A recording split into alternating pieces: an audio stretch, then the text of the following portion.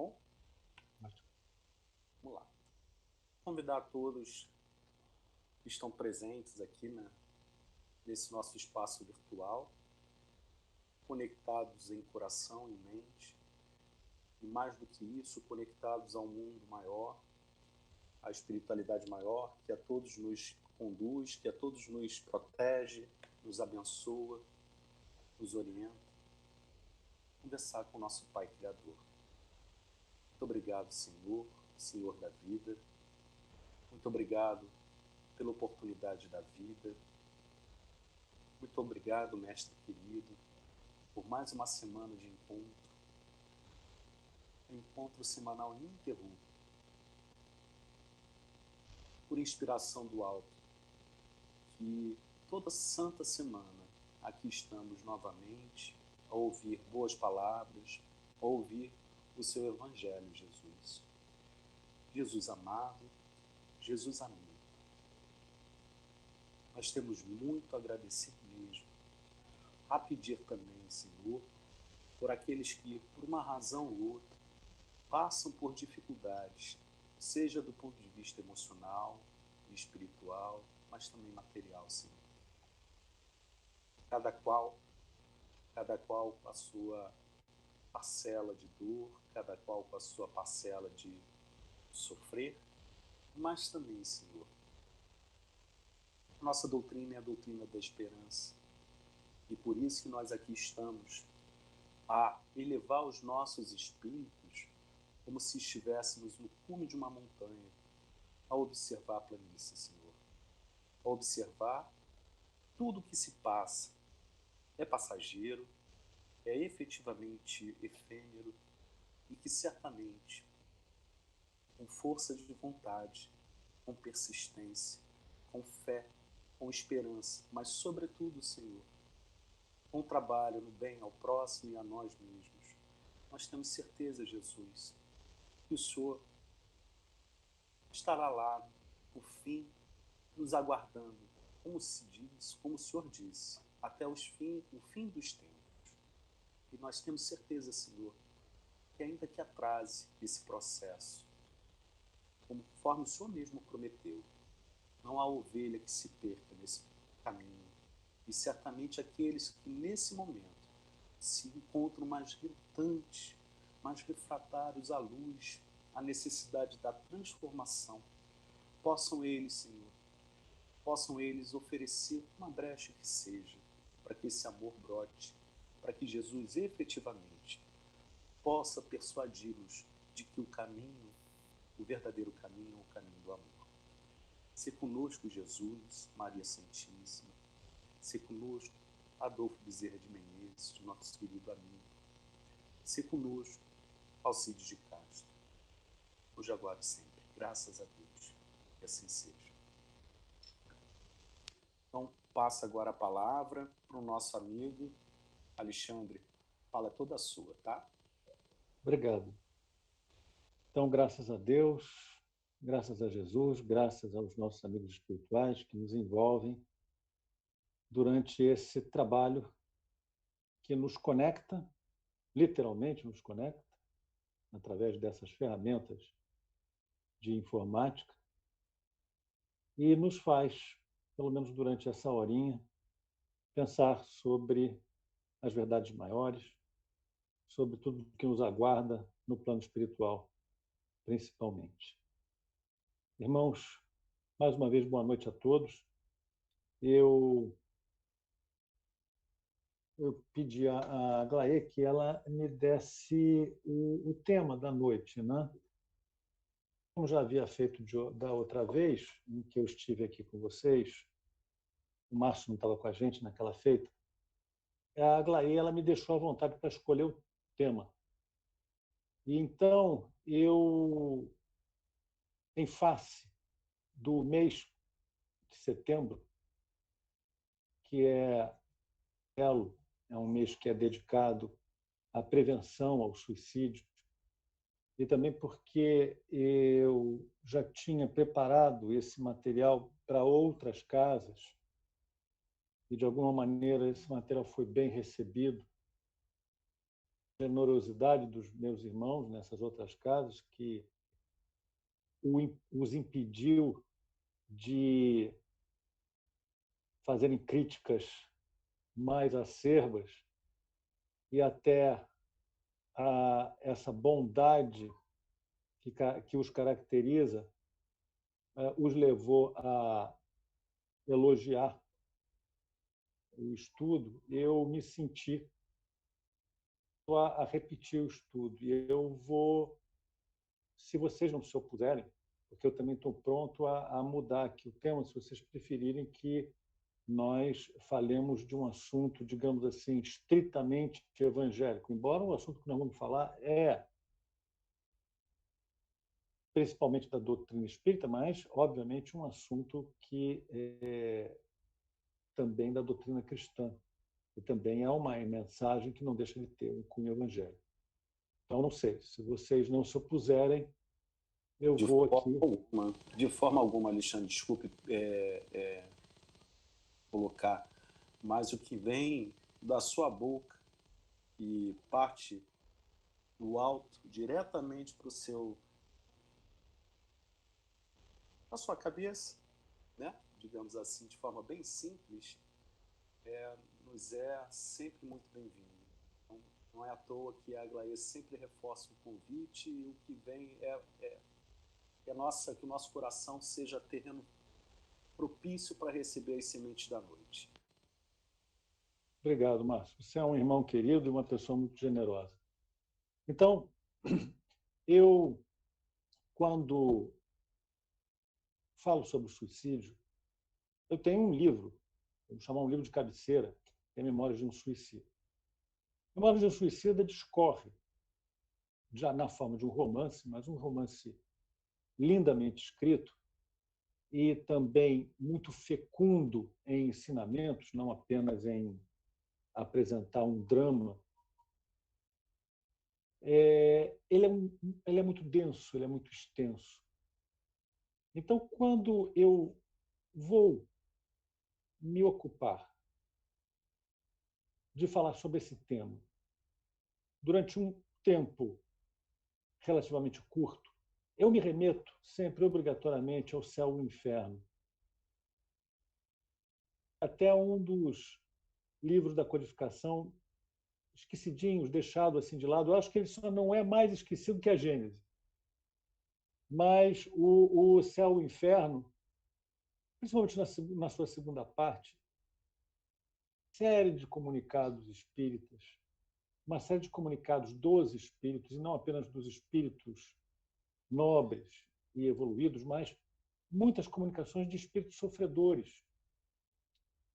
E ali existe um material extremamente rico, embora conciso, que nos dá ensejo a um estudo rápido, porém bem focado, bem direcionado para aqueles temas principais envolvendo essa questão do suicídio. Isso especificamente no capítulo 5 do Céu e o Inferno. No capítulo 5 do Céu e o Inferno, que tem inclusive o título Suicidas. E eu separei, ao longo desse tempo, pontos que eu destaco nesse capítulo 5, sem necessariamente citar cada um dos espíritos comunicantes. Então, o primeiro ponto que eu destaco é que o suicida pretende o ouvido, o esquecimento. Ele pretende entrar na dimensão do nada. Se é que a gente pode falar em dimensão do nada, porque o nada não tem dimensão alguma, né? O nada é absoluta inexistência, fato que não existe. O nada é uma criação que as pessoas mais orgulhosas e muitas vezes mais covardes imaginaram se esconderem das outras pessoas por conta do seu orgulho, da sua vaidade ferida, do seu amor próprio ferido, ou se esconderem simplesmente da vida, porque não têm coragem de enfrentar as vicissitudes as provas, as expiações que estão no seu caminho. E, contrariamente ao que o suicida espera, esse ato desatinado, o que ocorre é que ele permanece vivo. Ele permanece vivo. Ele permanece com dores, sofrimentos morais até mais intensos, mais acerbos.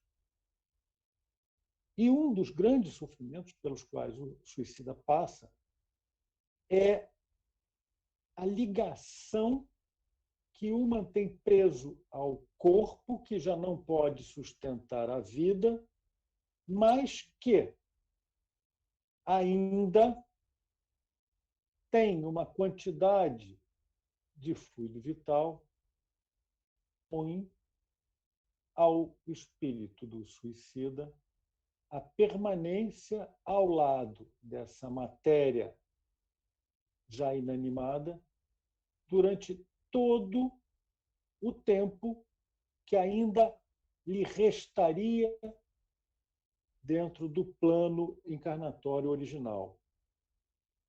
Se a morte natural é o livramento do espírito, no caso do suicida, essa possibilidade de libertação é completamente, e ele permanece preso àquele corpo que jaz numa sepultura. Muitas pessoas se espantam quando, em sessões mediúnicas, identificam espíritos comunicantes que não reconhecem o seu estado de desencarnados. Eu vou até usar a palavra, o seu estado de mortos. Isso é muito comum em todos aqueles espíritos que viveram mais uma vida material do que uma vida espiritual, que não se prepararam para o advento do desencarne, que não se ocuparam com as coisas maiores, mais elevadas, aquilo que nos toca espírito. Essas pessoas, elas entram num estágio ou num estado de profunda confusão mental, porque os sentidos permanecem, ou pelo menos como os sentidos. Não são mais os sentidos transmitidos pelos órgãos, ouvidos, nariz, boca, pele. Não, eu digo o tato, né? Os órgãos sensores ou sensitivos. Então, essa criatura desencarnada, ela permanece ouvindo, permanece vendo, permanece inclusive sentindo dor. E ela diz: bom, eu não estou morto.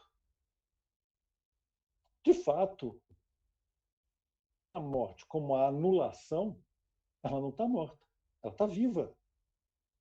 E, aliás, nós espíritas costumamos dizer: não há morte, há simplesmente um novo estágio, um novo estado de vida. Então, nada mais natural do que esses espíritos eles não reconheçam o estado em que se encontram, não se reconheçam como desencarnados. E muitos dizem: quem? Morto? Eu? Não. Vivo, vivo e sofro. E os suicidas, principalmente, até por um processo de causa e efeito, porque eles puseram termo às suas existências, infringindo as leis divinas ou naturais, lhes ocorre que a dor pujante, o sofrimento moral em que eles se encontram depois do desatino que cometeram, comunica a eles, mais do que a outros espíritos, essa ideia de vivo, vivo, vivo e sofrendo. Porque aquilo que eles almejavam, o esquecimento total, o nada, a ausência de sentido ou de sentidos, né? Sentidos sensoriais, isso não vai acontecer. Tudo, na verdade, se amplifica. Agora, o que é muito importante, e a gente entende isso na leitura desse capítulo 5 do Céu e Inferno, é que não existe um padrão único para todas as pessoas, um padrão único de julgamento, de estado espiritual. E mesmo entre os suicidas, há diferentes gradações nesse estado de confusão mental, de sofrimento moral. A lei divina, ela é perfeita. A lei dos homens existe na lei que nós conhecemos aqui na Terra o princípio das atenuantes, causas atenuantes. Se dois homens pisam na grama, num local que é proibido, e existe uma placa no gramado avisando que pisar na grama é contra a lei, se um homem é um analfabeto, ele tem a pena dele modulada de acordo com a capacidade dele de entender e conscientemente ter infringido a lei. Como ele é um analfabeto, explica-se, não se justifica a infração da lei, mas se explica que ele tenha porque ele não sabia ler a placa. Já o outro homem, um douto homem, que se formou numa escola superior, que sabe muito bem ler e interpretar o que ele está lendo, e comete a infração, pisa na grama, a pena para ele vai ser muito mais grave, porque há um agravante, não uma atenuante, mas um agravante. Agrava o delito o fato dele saber ler o que leu e conscientemente ter optado por cometer aquela infração legal. Na lei divina natural, guardadas as devidas proporções, acontecem também as agravantes e as atenuantes. E aqui nesse capítulo 5 do Céu e Inferno, nós vamos ver um caso emblemático de um suicida que aparentemente está numa situação boa, ou pelo menos estável. É o caso de um pai que, já em 1859, depois do período napoleônico, ele se mata, ele se retira da vida porque quis evitar que o filho único fosse convocado para o exército francês e entrasse na guerra contra a Itália, ou pelo menos na guerra contra aquelas repúblicas, aqueles estados italianos ali do norte. Ainda não tinha acontecido a unificação italiana. Então, a gente não pode falar exatamente de uma guerra contra a Itália, a nação que hoje a gente conhece, o país que hoje a gente conhece, mas provavelmente contra o reino do Piemonte e Sardenha, e ali talvez Veneza, o norte da Itália. Mas, enfim, aquele homem ele se mata porque ele não quer que o filho vá servir o exército francês e, eventualmente, ser ferido ou morrer. Então, para que o filho único, ele se tornasse arrimo da família, filho único, mãe viúva, esse homem, esse filho, ele é dispensado de servir o exército, porque ele se torna arrimo de família. Então, esse pai que era muito feliz, tinha um casamento muito feliz, amava tremendamente a mulher, amava tremendamente o filho, mas ele se mata por amor. Então ele é recolhido no plano espiritual e o sofrimento dele é principalmente saber que ele foi um homem de pouca fé, que não confiou na providência divina, que não confiou nos desígnios de Deus e que resolveu tomar o destino nas próprias mãos,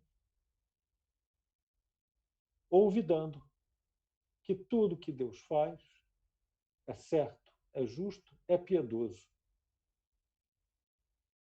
E ele, de alguma maneira, terá impedido até que o filho, a programação daquela sua reencarnação. Então, esse homem, ele tem a atenuante de ter cometido aquele ato extremo e criminoso, porém, intenção amorosa. Ele não quis se forrar ao sofrimento, preservar o seu orgulho, a sua vaidade, ou pura e simplesmente por fim a uma vida tediosa. Ele quis, por amor, preservar o filho. Então ele sabe, ele está melhor, numa situação melhor, ele não se encontra naquelas situações lamentáveis que são descritas circunstanciadamente pelos espíritos benfeitores da humanidade, que a gente pode ler em Memórias de um Suicida, mas ele já tem um sofrimento moral, ele sabe que ele vai ter uma reencarnação e vai ter que expiar esse crime que ele cometeu. E ele já sabe, inclusive, que a próxima encarnação ele vai ser assediado pela ideia do suicídio. E a grande prova para ele será resistir a esse impulso.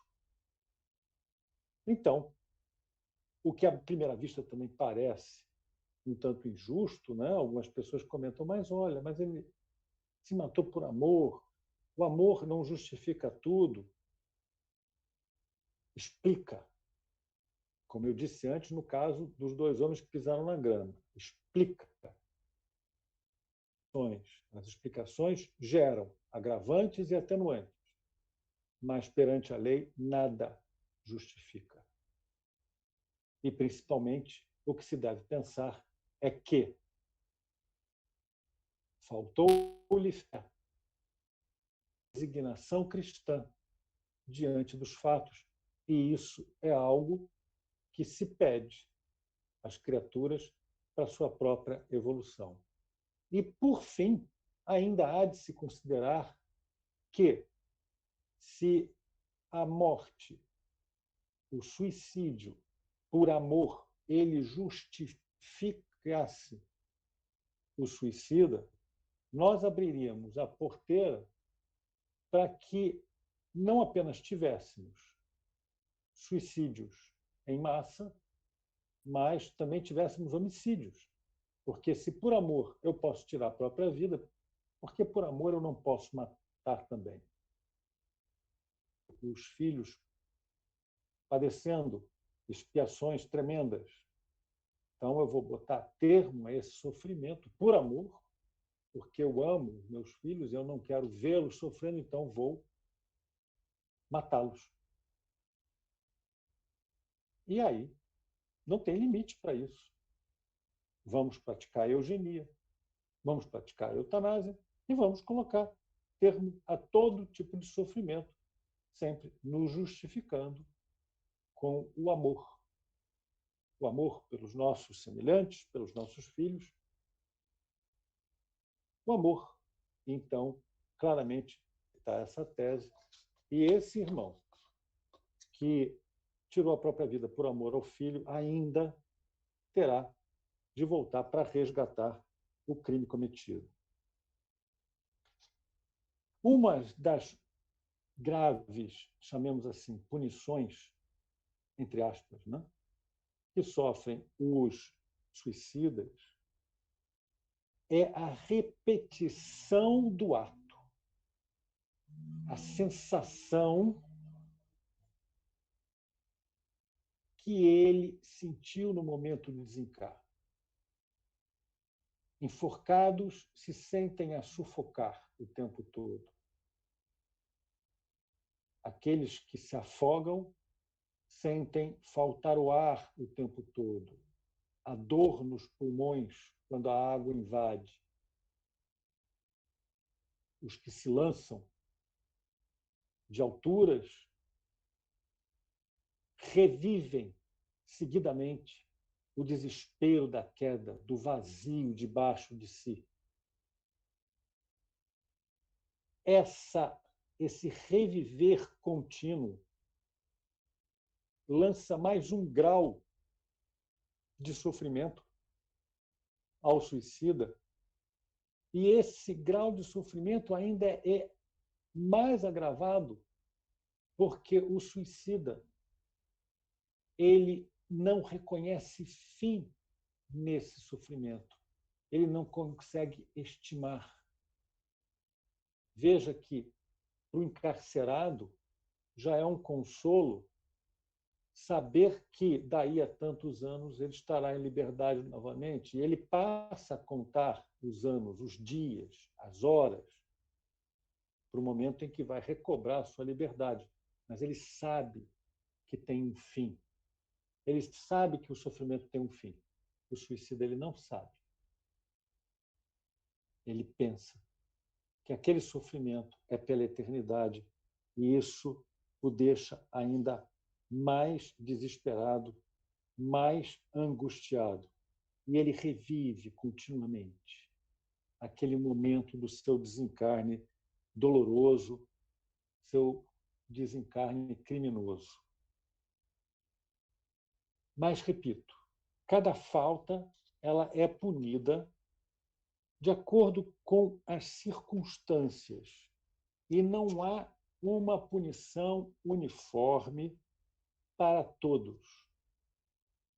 Muitas pessoas elas se perguntam ou elas gostariam de ter uma resposta que fosse determinista, mecanicista.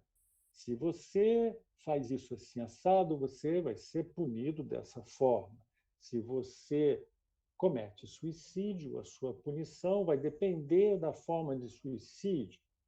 Se você se matou ingerindo drogas, você vai passar um longo período em um sono mórbido, atormentado por pesadelos.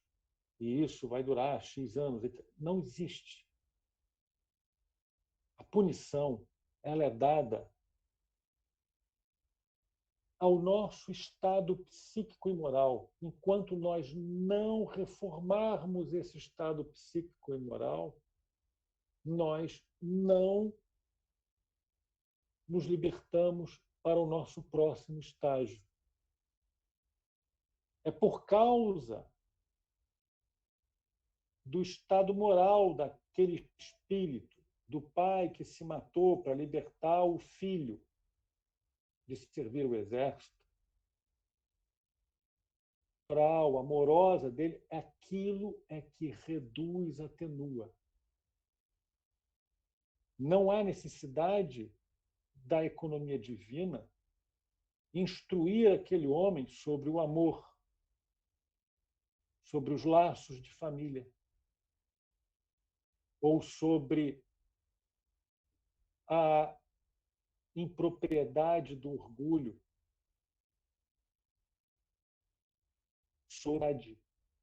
porque ele não cometeu o gesto extremo dele por causa do orgulho, da vaidade. Ele cometeu por um amor desequilibrado. Ele precisa restaurar a fé dele nos desígnios de Deus e a resignação dele ao que Deus nos determina. Nesse estágio moral, ele não tem por que passar pelos sofrimentos que os orgulhosos, os vaidosos, os materialistas passam. As criaturas que decidem por pactos suicidas, essas criaturas que pensam que se unirão pela eternidade, geralmente esses pactos suicidas estão relacionados a impossibilidades materiais ou impedimentos familiares que não permitem a união deles durante um período encarnatório. Eles pensam que a morte vai permitir que sejam ultrapassadas todas essas barreiras materiais, morais, familiares.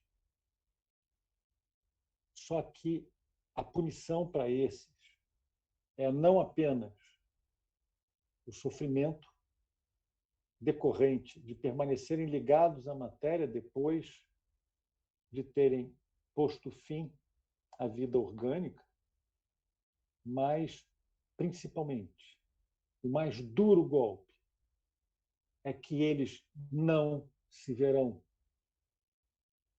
não se reencontrarão até que tenham restaurado o brilho psíquico e moral que eles abalaram com o gesto deles, até que eles tenham expiado completamente o seu débito com a economia divina. Enquanto eles não houverem superado esse estágio, eles não voltarão a se rever. E os espíritos nos dizem que isso, de um modo geral, leva muito, muito tempo. E, mais uma vez, essa punição é agravada com a ignorância da extensão do prazo pelo qual um não verá o outro. E ainda mais, reencarnados, muitas vezes serão esses amantes suicidas assaltados por pensamentos e impressões que lhes dizem: está próximo de ti o teu grande amor, está próximo de ti a outra cara metade. Porém, eles nunca encontram, percebem a proximidade, sentem-se na iminência de encontrar o que eles tanto buscam, o ser amado, porém, eles nunca encontram. E isso é um motivo de sofrimento moral, é motivo de acabrunhamento e até de um estágio ou um estado de abatimento moral, se essas criaturas não se dominarem e não se impuserem disciplina, resignando-se à vontade do Pai. Sentem-se infelizes nas uniões que contrairão, sentem-se infelizes porque se acham sem amor, sem aquilo que tanto buscam, tanto almejam. A duração, eu já me referi a ela, a duração ela não é absoluta de forma alguma. Cada espírito que será determinado de sofrimento, que será determinado pelo quanto ele tenha conseguido superar aquele estágio moral, aquele estágio psíquico em que ele se encontrava quando se retirou da vida. Há uma questão que se impõe. O suicida, ele é sempre responsabilizado pelo ato extremo. Mas e quando há um pivô para esse suicídio? Alguém que influiu, determinou uma situação qualquer que chegou ao suicídio. Alguém que provocou, estimulou o suicídio. Essa pessoa, ela tem responsabilidade? Ou a responsabilidade recai toda sobre o suicida? Os espíritos nos respondem por partes. Primeiro, o suicida tem a sua responsabilidade. Porque, assim como existem aqueles encarnados e desencarnados que vão estimular ideias nefastas, também existem os desencarnados e os encarnados que vão lhe incutir ou tentar incutir ideias positivas, reequilibrantes. Se ele escuta um lado, não escuta o outro, é porque ele tem uma audição seletiva. E a seleção que ele fez foi a seleção pela decadência, a seleção pelo lado negativo da vida. Então, o suicida ainda responde pela escolha que fez. Mas aquele que estimulou o ato, aquele que instigou o ato, aquele que até ferramentou, instrumentalizou esse ato, ele tem uma grande responsabilidade. Ele tem uma enorme responsabilidade e pagará por isso, da mesma forma que um homicida teria de resgatar o crime cometido, o crime de sangue cometido contra o seu semelhante.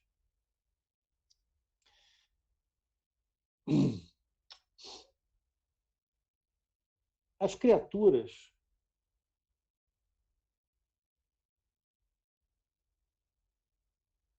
quando têm algum grau de evolução e elas se deixaram arrastar por uma situação de momento, digamos, uma pessoa invadida por uma forte paixão, que, num arroubo, num desatino, num momento de descontrole emocional, resolve retirar a própria vida, ela tem as suas atenuantes. E essas atenuantes são tão maiores quanto seja capaz de reconhecer que fez muito mal em ter colocado um final na sua existência corporal. Que reconheça que foi um momento de desequilíbrio. Naturalmente, ele será e sofrerá as consequências desse ato. Ele será punido e sofrerá as consequências desse ato. Eu estou usando muito a palavra punido. Levar a isso, vamos falar, será reeducado. Terá novas oportunidades de se pôr à prova. E a principal prova que vai ser colocada diante deles é a de resistirem a situações semelhantes àquela em que deu ensejo ou que deu ensejo ao seu suicídio, para que, superando esse desafio, eles se restabeleçam, se reequilibrem como espíritos livres e desimpedidos. São para esses, dizem-nos os espíritos, que cometem gestos impensados, gestos por impulso, costumam ser mais leves do que aqueles que premeditadamente o autoextermínio.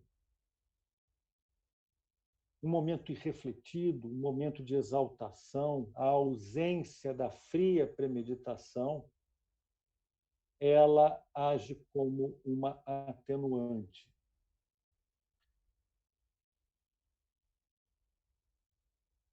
O suicídio que é cometido por causas exclusivamente materialistas. Aqueles que, por um tédio mortal com a existência que levam, ou porque negam completamente a vida espiritual, acreditando que existe apenas a matéria em torno de si, eles têm um padecimento enorme. E o padecimento dele é tão maior quanto maior tenha sido a influência deles para que outros os sigam em seus atos de rebeldia, de alucinação materialista. Modernamente, nós vemos na grande imprensa, também vemos nas mídias sociais, manifestações de extrema simpatia por pessoas que perseguem, até na justiça, até usando instrumentos legais, o autoextermínio. Geralmente são pessoas que estão numa situação de dar dó. Tetraplégicos, indivíduos completamente desenganados pela medicina, pessoas que já estão numa situação de completa dependência dos outros há anos, às vezes décadas. Então, eles querem pôr fim ao próprio sofrimento através da eutanásia, que não é outra coisa senão o suicídio. Quer dizer, a eutanásia em que decide pôr fim ao sofrimento de alguém sem consultar esse alguém. E sem necessariamente esse alguém estar buscando a autoextinção. Então, nesse caso, a eutanásia é um homicídio. Mas existem processos em que o padecente ele quer pôr fim ao seu próprio sofrimento e ele requer da medicina e requer até do poder público, da justiça, uma autorização para pôr fim à sua vida. E a gente vê na imprensa, nas mídias sociais, como se diz, né? Todas elas sendo até exaltadas como exemplos de autodeterminação, a força da vontade, a força de uma decisão firme de alguém corajoso. Essa pessoa, se ela consegue ser bem-sucedida no intento dela, ela não apenas padecerá daqueles sofrimentos típicos aos suicidas, como ainda padecerá para expiar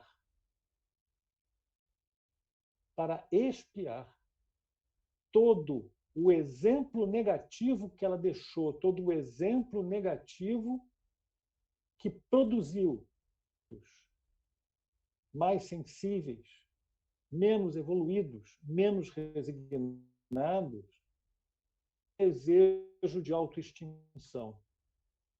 Assim como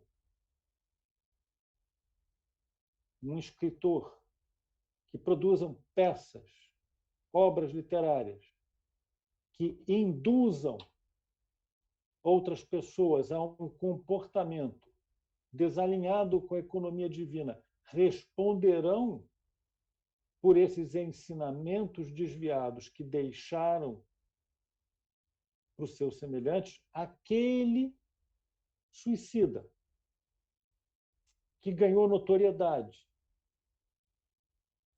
que difundiu ideias materialistas completamente equivocadas, nós sabemos.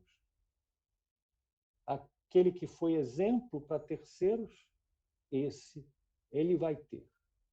Não apenas de espiar cometido contra si próprio e contra a lei divina, mas também pelo ato de ter legado a terceiros um exemplo funesto que poderá arrastar outras pessoas para o mesmo vale de sombras e sofrimentos. É muito comum na literatura espírita, sessões de desobsessão, onde recebemos os sofredores, sermos apresentados a casos dolorosos de espíritos que recalcitram nesse ato nefasto do suicídio. Eles tiveram uma primeira vez, voltaram para expiar o seu ato e, por algum motivo, geralmente associado a um impulso pouco corajoso de aceitar uma vida com percalços, dificuldades, puseram novamente termo indevido à sua existência corporal. E não é incomum, ou não são incomuns, os casos de suicidas que já estão na terceira, quarta, quinta existência em que eles puseram termo abreviado às suas vidas. Isso só faz tornar mais dura a sua expiação a cada nova oportunidade. Porque, assim como para um drogado, depois da primeira dose, é mais fácil resistir ao impulso pela segunda dose do que resistir ao impulso pela milésima dose, também para esses espíritos. Quanto mais vezes tiverem falhado, mais se torna difícil a recuperação. Não impossível, mas é preciso uma transformação maior, mais profunda, mais para que eles consigam superar esse desejo, esse impulso. E esse espírito ele só vai se renovar naturalmente quando tiver somado forças para resistir. Agora vamos à parte final aqui da nossa conversa. Vamos falar daqueles que cometem o ato extremo sem terem lucidez do que estão fazendo. Vamos falar das pessoas com graves alienações mentais. Então, partindo do ponto dos ensinamentos dos espíritos que Kardec traduz para nós, 80% dos casos de loucura, entre aspas, na verdade são processos obsessivos graves e que somente 20% dos casos, olha só, esses percentuais aqui eu estou extraindo da minha lavra nas palavras de Kardec, para tornar o nosso discurso mais coloquial, tá? Mas depois não vou me cobrar, por favor, eu fui lá na doutrina, lá na codificação, não achei a tua proporção. Não vão encontrar, tá? Curso aqui mais coloquial, mais direto. Então, voltando, 80% dos casos de loucura são graves obsessões, 20% são deficiências da organização física. É a ferramenta orgânica desarranjada que não permite exercer a sua vontade, a sua razão, o seu livre-arbítrio.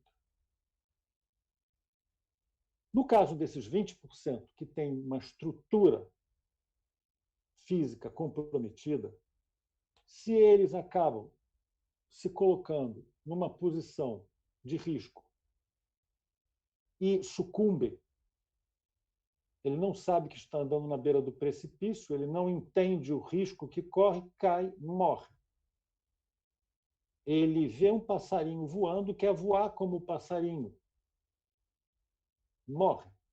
Ele não entende que tem uma lâmina nas suas mãos, se corta e sangra até a morte. E por aí vai.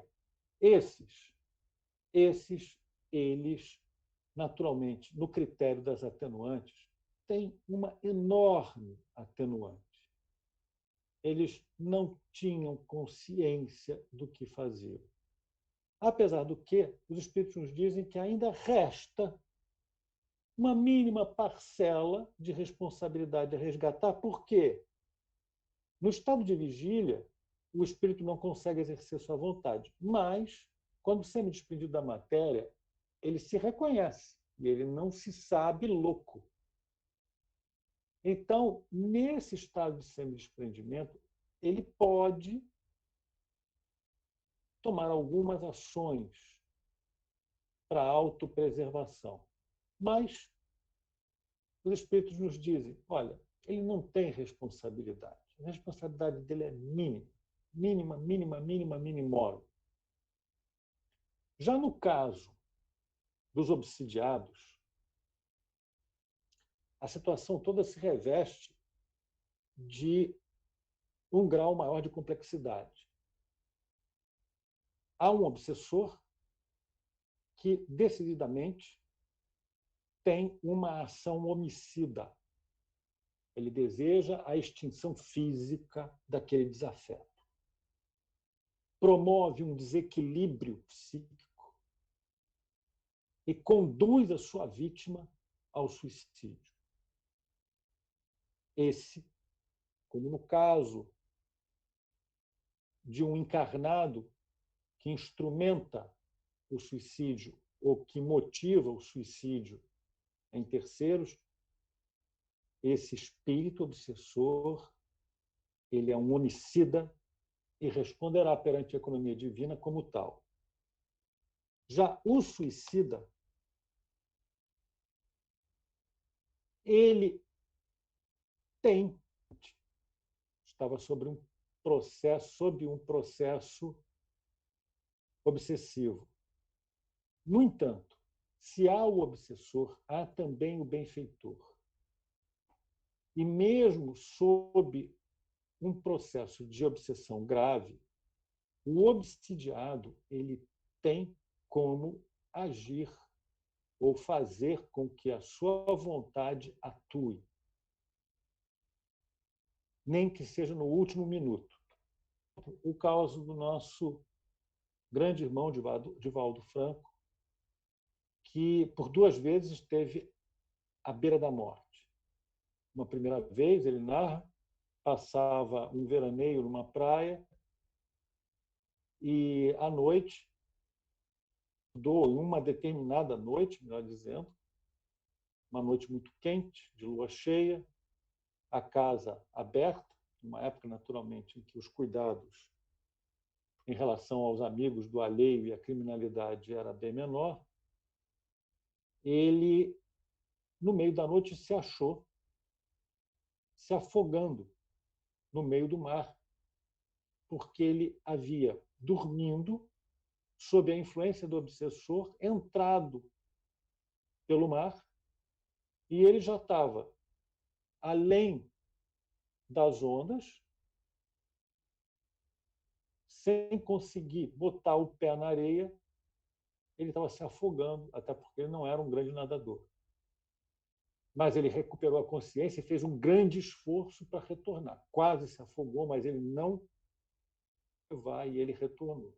E, de outra vez, ele teve um impulso suicida e quis se lançar do alto do elevador Lacerda, mas ele teve a ajuda dos irmãos benfeitores e ele escutou os benfeitores. E ele não se lançou, teve uma crise nervosa, perdeu os sentidos, mas ele não se lançou. Ele não se arrojou do alto do elevador Lacerda. E ali se cumpre claramente o que os espíritos nos dizem. Se há o obsessor, há também o benfeitor. A quem você vai dar ouvido? Mesmo num processo obsessivo grave.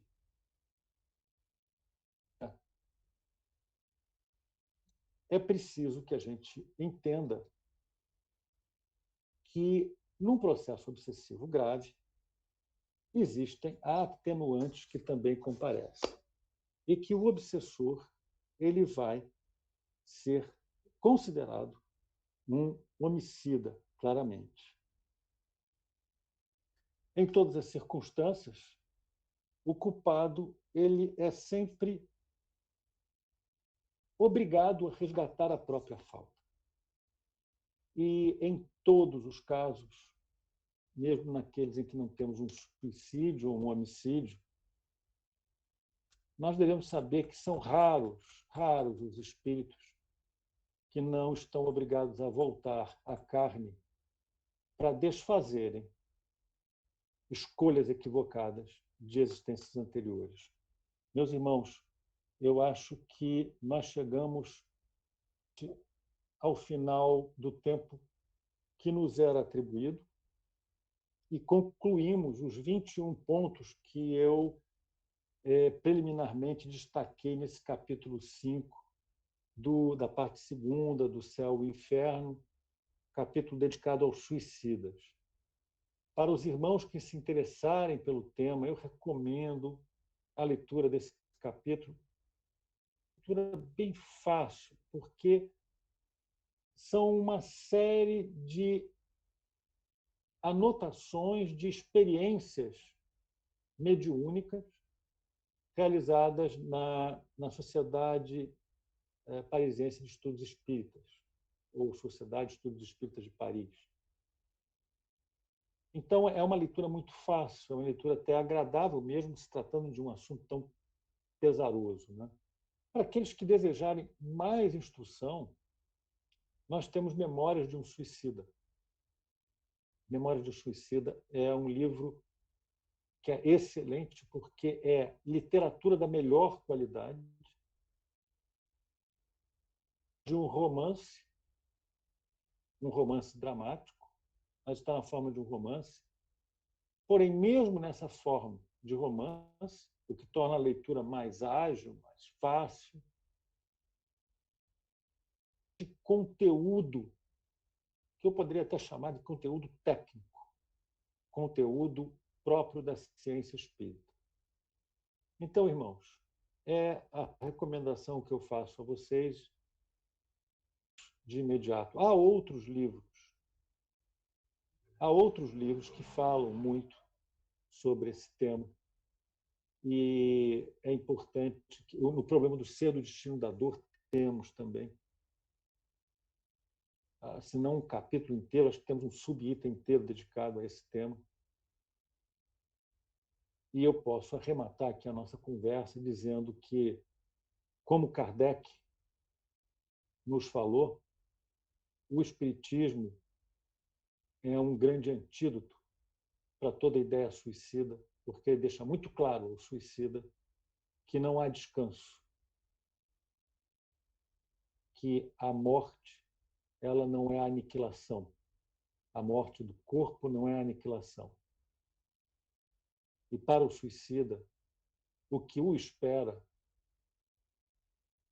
é um agravamento de todo aquele estado de infelicidade, de morbidez que o acomete durante a sua existência física. Meus irmãos, eu agradeço muitíssimo por vocês estarem aqui, por vocês terem conversado comigo, mesmo que não através de palavras expressadas ou conduzidas através aqui dessa comunicação virtual, mas conversado comigo em espírito, conversado comigo através desse fluido que nos envolve. Meus irmãos, fiquem com Deus. Márcio, eu devolvo a palavra a você para encaminhar o final dessa nossa reunião. Muito obrigado, Alexandre. Não sei nem como agradecer. Realmente é um tema muito pertinente, não só pelo mês, mas para todos nós, né? É raro conhecermos alguns casos de espíritas suicidas, né? É muito raro, porque deve ser uma situação de extremo desatino, né? Mas se existir casos, possa vir que exista, também não são poucos, aliás, são muitíssimos os exemplos de pessoas que, graças ao Espiritismo, realmente destituíram desse pensamento de tirar a própria vida. Em inúmeros casos você já colocou aí alguns. Então, portanto, agradeço muito, Alexandre, pelo tema, pelo convite, e graças a Deus você é um dos nossos convidados mensais aí, que a Aglaé sempre conta com a contribuição e que nos é muito caro, pela amizade, pelas palavras sempre amigas e instrutivas também. Então, para finalizar essa nossa etapa, eu passo a palavra para a Aglaé. A Aglaé, ela vai fazer a nossa prece final hoje, tá bom? E agradeço a presença de todos aqui, não só aqui no Google Meet, mas também pelo YouTube, né, que está sendo gravado, passado ao vivo. Todos aqueles que também acompanharam ao vivo pela rede, tá bom? Muito obrigado. Aglaé, é contigo.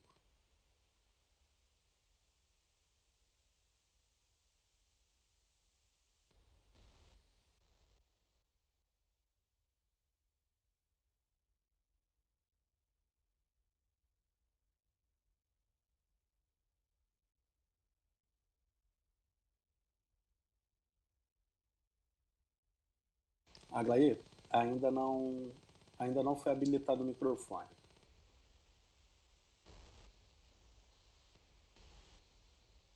Agora sim. Tudo bem. Vamos então agradecer tanta misericórdia divina e tanto ensinamento recebido na noite de hoje. Jesus, mestre amado e querido, profundamente gratos estamos e nossos corações em festa, porque novamente pudemos ouvir e aprender ensinamentos profundos e profícuos e muito edificantes. Mas vamos incluir em nossos agradecimentos, nesse instante, a Dona Ivone Pereira, a médium que recebeu o livro citado pelo nosso companheiro, que desenvolveu um trabalho maravilhoso aqui, enquanto esteve encarnada, um trabalho de psicografia, e há várias obras dela sobre esse tema. Ela, que já foi suicida também, inclusive mais de uma vez. Que Jesus a abençoe sempre, sempre. Nós temos um amor imenso por ela. Muito obrigada, Dona Ivone, pelo seu trabalho e pela sua ajuda fenomenal a todos aqueles que momentaneamente perderam um pouco a coragem sim, de lidar com as dificuldades e com os obstáculos que precisavam enfrentar. Mestre, que a teu manto de misericórdia se estenda sobre todos esses nossos irmãos e irmãs que desistiram num momento tão doloroso, num momento difícil, que desistiram de estar entre nós. Por outro lado, mestre querido, nós te agradecemos essa abençoada oportunidade que estamos tendo de percorrer aqui na Terra a nossa jornada terrena. Que nossos benfeitores possam estar sempre conosco, mas que, sobretudo, possamos ser receptivos à sua influência. Que assim seja, Senhor, e que a tua paz permaneça em nossos corações, agora e sempre, e nos corações de todos aqueles que dela necessitem. Graças a Deus.